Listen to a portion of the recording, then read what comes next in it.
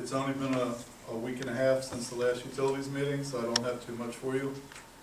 I was reviewing the latest results from the hospital just to give you an update, and something caught my eye. The targeted monitoring wells that they test all the time, 91% of those test for no TPH-DRO.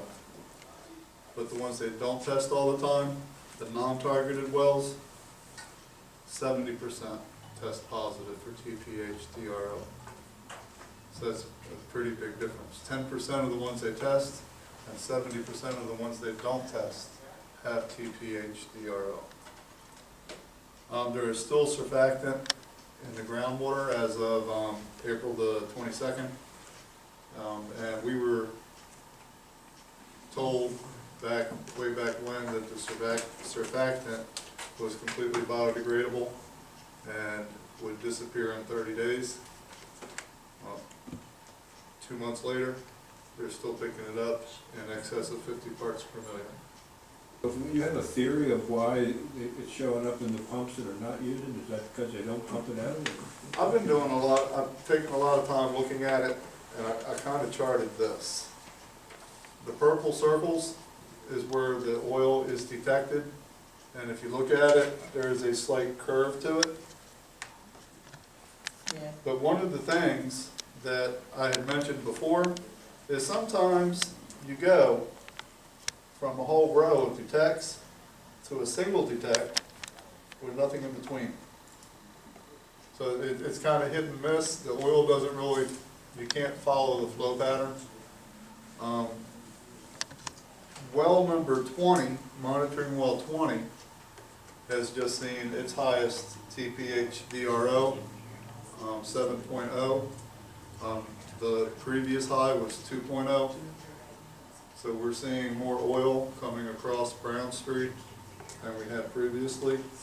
Also monitoring well 17, which is on the other side of the parking lot, on the opposite end of monitoring well 20, also had TPH-DRO. Can't see it from here.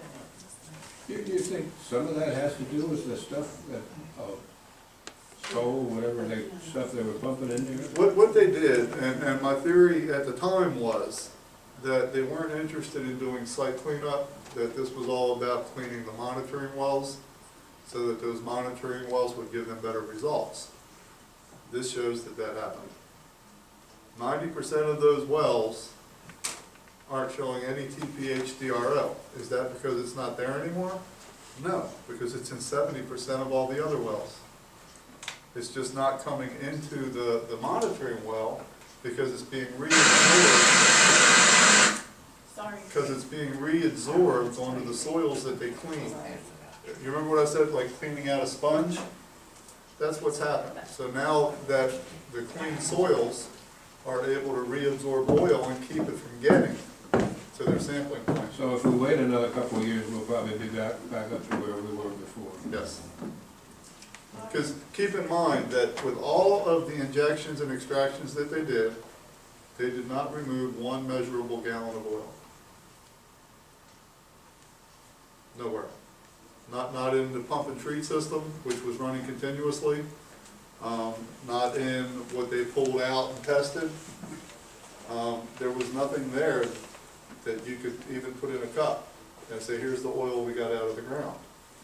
So what was the goal of this? If it wasn't to improve the mass removal of the oil, it was to clean the soils around the wells. If there's another reason, I would certainly be willing to entertain it, but that's the way it appears. Can you overlay a detailed topography on this? Because I would be more convinced that this is a straight line downhill and this is a curve.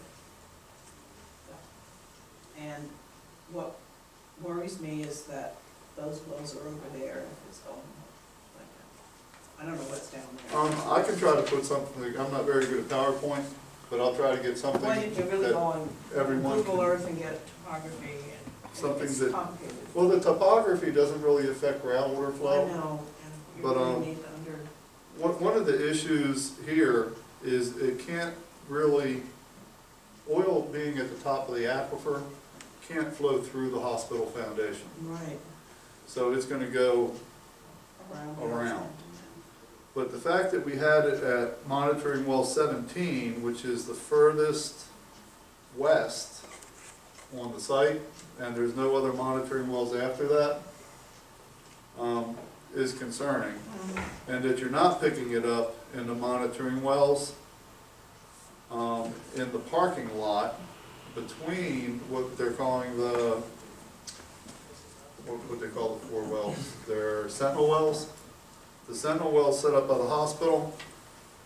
There's nothing between those sentinel wells and monitoring well 20 and 17. So that you have that area, the square, the rectangle, that no oil Yeah, is being detected in. doesn't mean it's not. So the concern is that it could be doing that. Mhm. Hold on a second. I wish I had a bigger picture for everyone to see. And what makes that significant is that over here, where all my squiggly lines are at, is where the geologist has told us is an underground riverbed, or a Palestine flow channel. So it would make sense, it would be sucked over time. So that's one of the concerns. I just wanted to point that out. In reviewing it, it popped into my head that, hey, most of the ones that are targeted don't have TPH-DRO, but 70% of the ones that aren't targeted do. And does that underground bed go out to the river? It goes right past the water plant. to How the deep river. is it? The channel? Yeah. The aquifer is about, it goes from about 15 to 20 feet to about 45 to 50 feet. But it doesn't flow as a sheet, so that you get these channels, that kind of underground channels. And the theory is that the Palestine flow channel is where most of those tend to go, because it's flown for so long that it has open pathways. It's the path of least resistance, so to speak, because that's been flowing for so long. And that's from the geologist. I know nothing about Palestine flow channels, but the way he explained it to me is it's an old riverbed that has covered in, but is still a flow channel. That's all I have. Okay, any questions? Any other questions?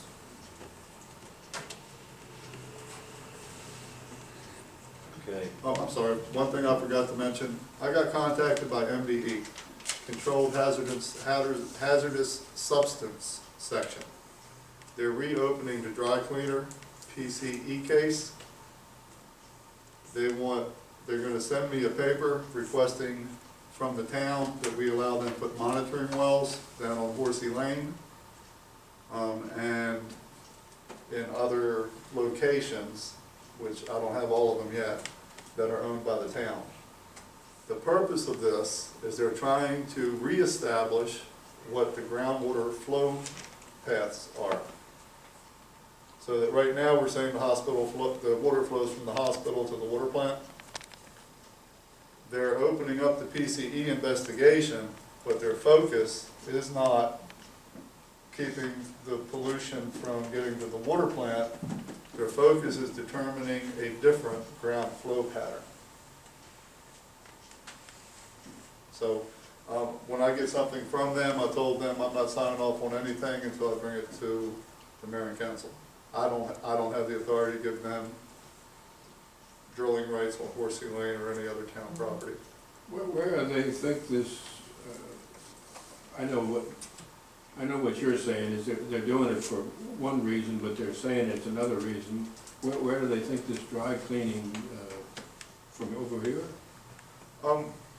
20 some years ago, it was determined that the PCE came from the dry cleaners. This And one McBride's. I think it was Park, This is Park, this was Park, McBride's was over. so in Park, the- McBride's is where Ellen's restaurant is. this one, 20 years ago, they did an investigation and they found the highest levels here. And even 2 years ago, they sent us a nastygram about how when they did the research for 7-Eleven, there were high levels of PCE in the ground at the 7-Eleven site, and they told us we were responsible for making sure that everybody was safe and notified, and we sent them a letter back saying it's your job. We're not gonna do your job. Didn't they oversee a remediation of the Parkland Did you? site? As far as I know, they did an investigation, they didn't do any remediation of the groundwork. I thought that Mr. Bennett had to do the remediation before the 7-Eleven was built. Yeah, they had to They dig put out. in monitoring wells, and they had, when they removed the tanks, they had to do some testing. And that testing showed very high levels of PCE. I'm not aware of any remediation other than soil removal around the tanks that had to be done. I do remember that. But there's very little chance that that would get to our water supply. Well, we've seen low levels of PCE, but nothing like what we see up here. I believe the numbers they got at 7-Eleven were 5,000 parts per million, in excess of 5,000 parts per million. And what we see is hit and miss at the water plant. Sometimes it's there and sometimes it's not, but it's never exceeded an action level. What's the action level? 5 parts per million. It might be parts per billion, but we have not exceeded that at any time. The curious thing when I was talking to the lady on the phone is this wasn't being done to protect the water that we use. It was being done to evaluate groundwater flow patterns. They want to see if the PCE moved, what direction it's moving in.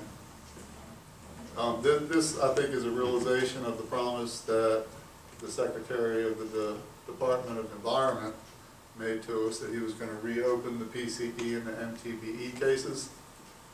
But the focus doesn't seem to be on reducing or eliminating the contamination. It's establishing a flow pattern. All right, any other questions for Bob? I do, sorry. How does this all relate, this PCE over here, to the oil spill? I don't understand the connection you're making. They're completely different chemicals. PCE is a VOC. It's a volatile organic carbon. It has nothing to do with fuel oil. It is not found in fuel oil, it is not part of fuel oil, and fuel oil is not part of it. It is I don't know that it's a synthetic product, but it is a manufactured chemical that gets produced for dry cleaning. You will not find it in any number 2 heating fuel.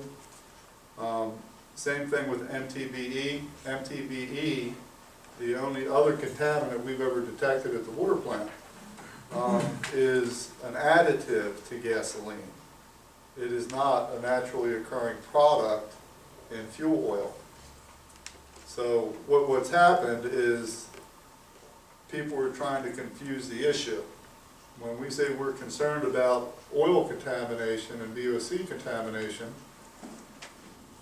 the Department of the Environment is saying, hey, don't be too quick to point at the hospital. You have other sources of VOC contamination, except that they're not related to each other.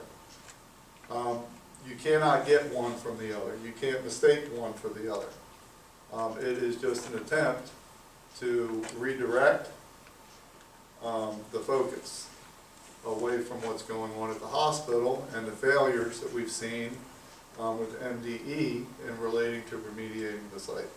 So you're saying this is meant to possibly to cast doubt in the future in the event of contamination, that MDE or someone else can say, well, hey, it could have come from a variety of sources, the hospital may not be responsible. Even though you clearly can dispute that. They're saying that, but that it's clearly for public consumption, because scientifically there is no basis to that. PCE and fuel oil are completely different. One does not derive from the other one. Same thing with MTBE. MTBE and fuel oil and PCE are all different. You can trace them to their source, and that's what they'll be when you get there. So the heating fuel does not turn into PCE or MTBE, and MTBE does not turn into fuel oil. They're just, all of them are separate. And these, last question, the dry cleaning case and the MTBE case, these were closed like over 20 years ago. Those are two other examples where MDE failed to protect the town from groundwater contamination. They identified the groundwater contamination and walked away from it. Thank you. Any other questions for Bob? All right, we're gonna call the utility commission meeting to a close. It's 7:50 PM.